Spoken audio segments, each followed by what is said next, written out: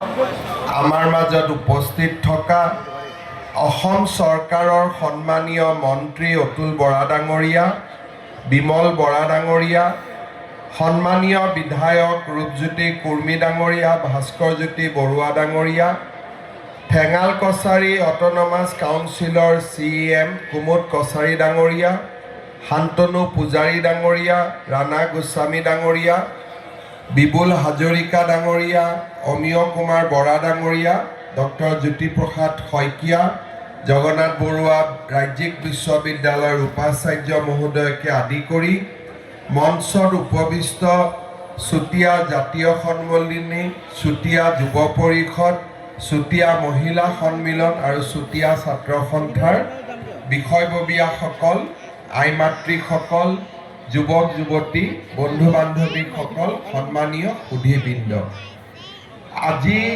গুৱাহাটীত উচ্চতম ন্যায়ালয়ৰ মুখ্য ন্যায়াধীশ ডাঙৰীয়াৰ লগত বিভিন্ন সভাত উপস্থিত থাকিবলগীয়া হোৱা বাবে এই অনুষ্ঠানত আহি পাওঁতে মোৰ যথেষ্ট পলম হ'ল।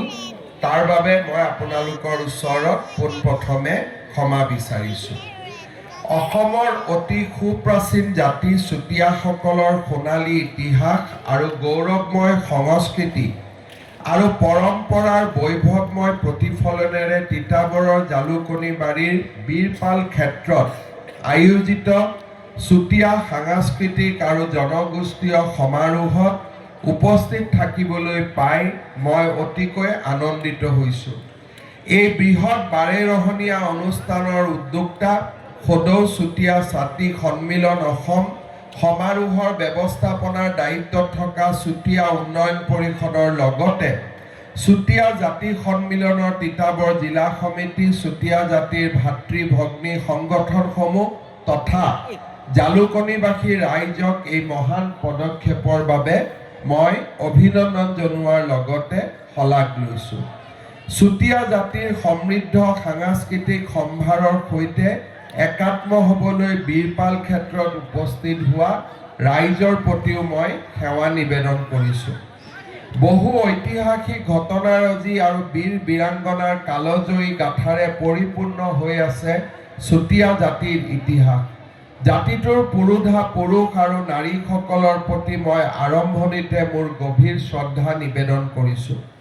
অসমৰ সাংস্কৃতিক আৰু ৰাজনৈতিক ক্ষেত্ৰখনৰ গুৰুত্বপূৰ্ণ অধ্যায়ৰ ধাৰক আৰু বাহক চুতীয়া জাতি প্ৰচুৰ প্ৰতিভা আৰু সম্ভাৱনাৰে পূৰ্ণ। সদৌ চুতীয়া জাতীয় সন্মিলনকে ধৰি জনগোষ্ঠীটোৰ জাতীয় সংগঠনসমূহে এই শক্তি আৰু সামৰ্থ্যক শৃংখলাবদ্ধভাৱে আগুৱাই নিবৰ বাবে বিগত সময়ছোৱাত বহু প্ৰশংসনীয় পদক্ষেপ গ্ৰহণ কৰি আহিছে। এই প্ৰচেষ্টাসমূহ অধিক আগুৱাই দিবলৈ আড়ম্বৰপূৰ্ণ আৰু বৰ্ণাঢ্য কাৰ্যসূচীৰ আয়োজন কৰা এই সাংস্কৃতিক আৰু জনগোষ্ঠীয় সমাৰোহে চুতীয়া জাতিৰ ইতিহাসত এক বিশেষ মাত্ৰা সংযোজন কৰিলে। চুতীয়া জাতিৰ লোক সংস্কৃতি আৰু লোকজীৱন অতিশয় চহকী আৰু বৰ্ণাঢ্য। স্বকীয় ৰীতি নীতি, লোকাচাৰ, কৃষ্টি সংস্কৃতিৰে সুশৃংখলিত আৰু বিজ্ঞানসন্মতভাৱে চৰ্চা, সংৰক্ষণ, প্ৰচাৰ আৰু ঐতিহাসিক সম্পদ আৰু ঐতিহ্যৰ সংৰক্ষণৰ লক্ষ্য আৰু উদ্দেশ্য সন্মুখত ৰাখি এই সমাৰোহৰ আয়োজন কৰাটো নিতান্তই আদৰণীয় পদক্ষেপ। চুতীয়াসকলৰ সামাজিক, সাংস্কৃতিক তথা আধ্যাত্মিক জীৱনশৈলী বৈভৱপূৰ্ণ।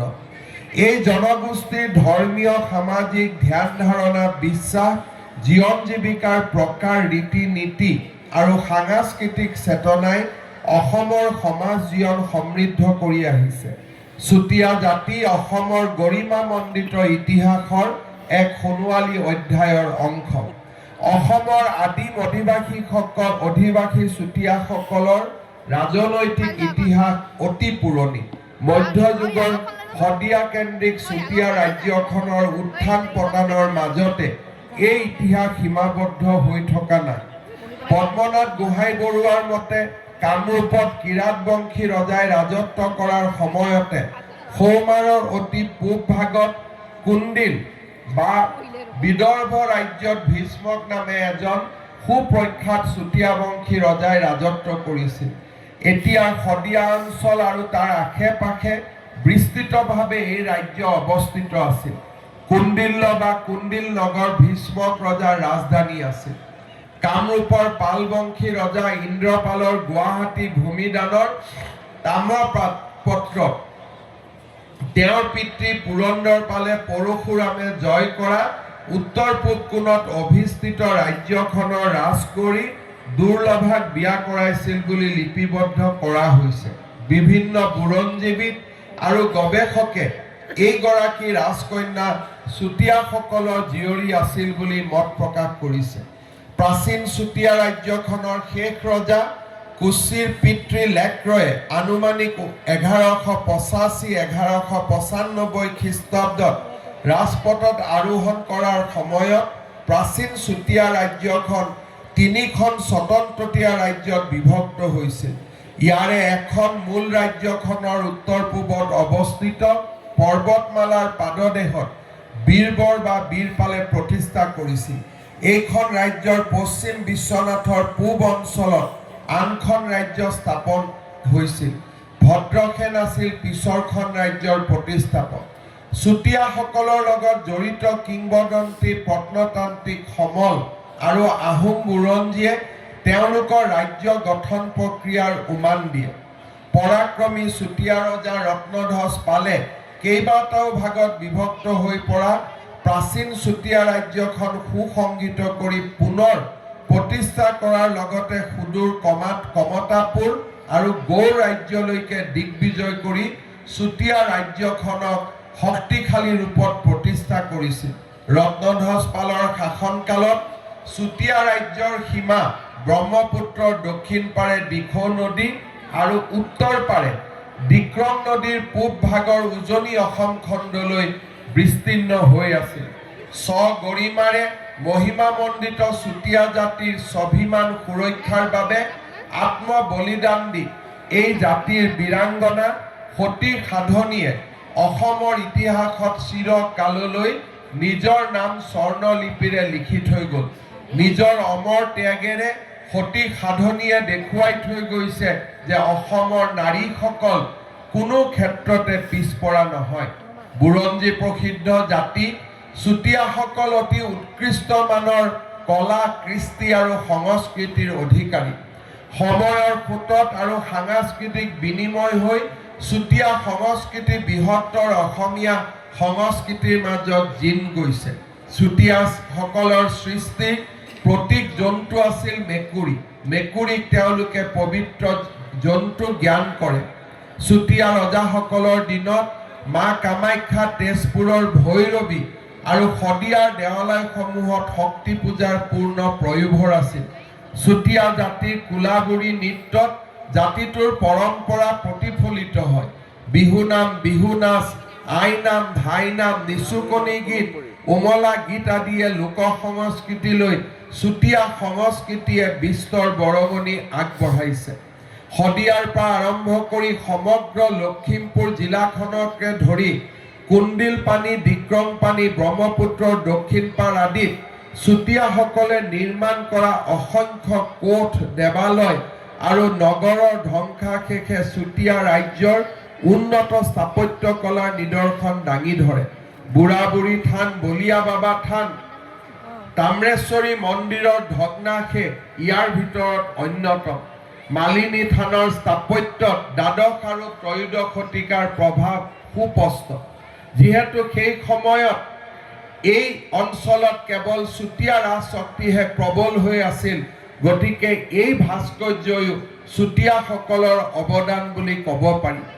অসমীয়া জাতি গঠন প্ৰক্ৰিয়াত চুতীয়া সমাজে অনবদ্য অৱদান আগবঢ়াইছে।